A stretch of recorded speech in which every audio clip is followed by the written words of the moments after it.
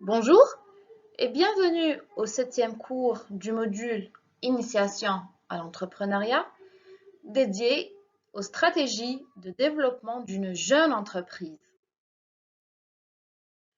Pour se développer, une jeune entreprise doit faire un choix quant à la stratégie qu'elle devrait adopter. On distingue dans ce cadre trois types de stratégies. La stratégie de spécialisation, la stratégie de diversification et la stratégie d'internationalisation. Tout d'abord, commençons par la stratégie de spécialisation. En fait, la stratégie de spécialisation est le moyen par lequel une entreprise limite son activité à des produits fondés sur une technologie unique. Donc, elle va se spécialiser, elle va se concentrer et concentrer tous ses efforts, tous les moyens dont elle dispose sur un domaine d'activité particulier. Pourquoi? Parce qu'en fait, elle cherche à atteindre le meilleur niveau de compétence possible et en faire un avantage concurrentiel décisif par rapport aux autres concurrents. Opter pour la stratégie de spécialisation permet à l'entreprise de générer des avantages comparatifs. Atteindre une taille critique du marché, concentration de ses forces, réalisation d'économies d'échelle. Cependant, la spécialisation comporte quand même un risque important provenant de la dépendance à un seul produit ou un seul domaine d'activité. Opter pour la stratégie de spécialisation veut dire mettre tous ses œufs dans le même panier. La seconde alternative qui s'offre à une jeune entreprise, c'est bien la stratégie de diversification. Cette stratégie consiste à ajouter des métiers nouveaux aux activités actuelles de l'entreprise. Elle va chercher à multiplier les domaines d'activité, sans lien particulier entre eux. Tu peux être dans le bâtiment, dans l'agriculture, dans le cosmétique. Elle cherche à s'orienter vers des métiers ou des secteurs d'activité nouveaux. Le moins qu'on puisse dire, c'est que la stratégie de diversification a la cote. En effet, c'est une stratégie très répandue dans le monde de l'entreprise. Elle permet de répartir et donc de réduire les risques liés à la conjoncture par des compensations entre produits ayant des cycles de vie différents. Là, on ne va pas mettre tous ses œufs dans le même panier, on va plutôt opter pour la diversification. Donc, si un marché est en déclin, l'autre peut-être sera en expansion. Et ceci permettra à l'entreprise de compenser certaines pertes éventuelles. Cette stratégie permet également d'améliorer la rentabilité en s'orientant vers de nouveaux marchés et de nouveaux produits plus porteurs.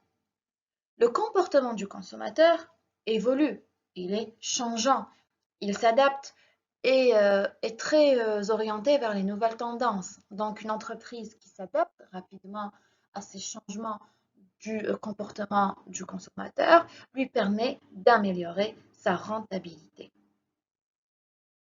Néanmoins, opter pour une stratégie de diversification peut entraîner des risques, notamment une position concurrentielle difficile, donc multiplier les produits et les secteurs équivaut à multiplier le nombre de concurrents. Dispersion des compétences, on n'est plus concentré, donc tous nos moyens et nos compétences ne sont plus concentrés sur un seul produit ou sur un seul marché, mais ils sont plutôt dispersés. Risque d'échec de la nouvelle activité, rien n'est sûr, rien n'est garanti que le nouveau marché auquel on va s'attaquer donc représente une opportunité d'affaires intéressante. Complexité des problèmes financiers, juridiques et organisationnels. À chaque fois que l'entreprise se diversifie, donc elle rencontre des problèmes financiers, juridiques et organisationnels. Enfin, la troisième stratégie pour laquelle une jeune entreprise peut opter, c'est la stratégie d'internationalisation. La stratégie d'internationalisation est une stratégie d'extension d'une entreprise au-delà de son marché national. Elle concerne essentiellement les grandes entreprises. Ça me rappelle un article que j'ai lu juste hier sur l'entreprise de Boublenza, qui commercialise la poudre du caroub, donc qui est un substitut au cacao, mais un excellent substitut. Et donc, c'est une entreprise qui vend ses produits presque exclusivement au marché étranger. L'internationalisation de l'entreprise peut se faire à plusieurs niveaux.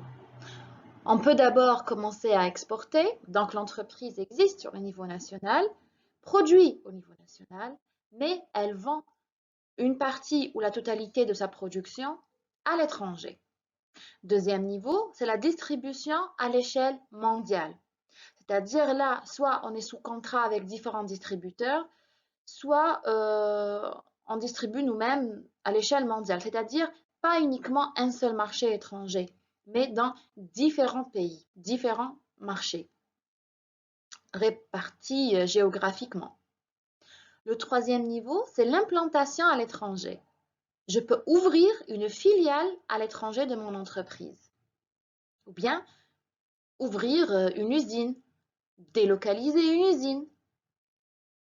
Le quatrième niveau, c'est l'entreprise multinationale, c'est-à-dire présente dans plusieurs pays du monde.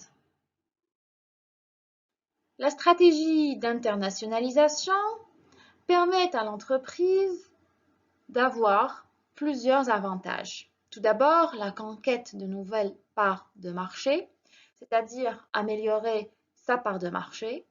Ensuite, diminution des coûts. Si elle vend plus, elle produit plus, donc elle va profiter de l'économie d'échelle et diminuer ses coûts de production. Peut-être même ses coûts de transport, une fois qu'elle est délocalisée dans un pays tiers. Contournement des barrières douanières, donc si elle arrive à délocaliser son entreprise dans un pays étranger, elle va y produire et son produit sera considéré à la même échelle que le produit national dans ce pays-là. Donc, elle va pouvoir y vendre son produit sans devoir payer des taxes douanières ou même être limitée par des quotas. Et enfin, fidélisation de la clientèle, puisque sur tout ce marché, donc ces produits peuvent être trouvés facilement sur le marché et de manière continue. Bien qu'elle offre plusieurs avantages, cette stratégie affiche tout de même quelques limites. Pour opter pour cette stratégie, il faudra disposer déjà de moyens financiers considérables. Exporter ou s'implanter à l'étranger n'est pas donné. Il faudrait prendre en considération les risques financiers tout aussi importants, des risques politiques et économiques. Est-ce que le pays dans lequel je vais m'implanter est stable politiquement ou pas? Attention aux nouvelles pratiques. Les cadres légaux sont différents. On a des législations complètement différentes dans certains pays. Le coût d'apprentissage, la langue, la culture, les usages et l'instabilité du taux de change. Ici, on travaille en dinars. En Europe, eh bien, c'est en euros, aux USA en dollars et dans d'autres pays avec leur monnaie, avec des taux de change qui ne sont pas toujours très stables. Pour conclure, il est à souligner que pour une jeune entreprise, il est recommandé qu'elle opte pour une stratégie de spécialisation, qu'elle se concentre d'abord sur son produit, sur sa technologie, sur son marché, qu'elle se développe bien, qu'elle maîtrise son marché, maîtrise sa technologie. Donc, elle doit concentrer ses forces sur une seule activité. Une fois la technologie maîtrisée, la production maîtrisée, une fois qu'elle a une bonne réputation sur le marché, là, pourquoi pas, elle peut passer à la stratégie de diversification et pourquoi pas à la stratégie d'internationalisation. Je vous remercie pour votre attention et à très bientôt.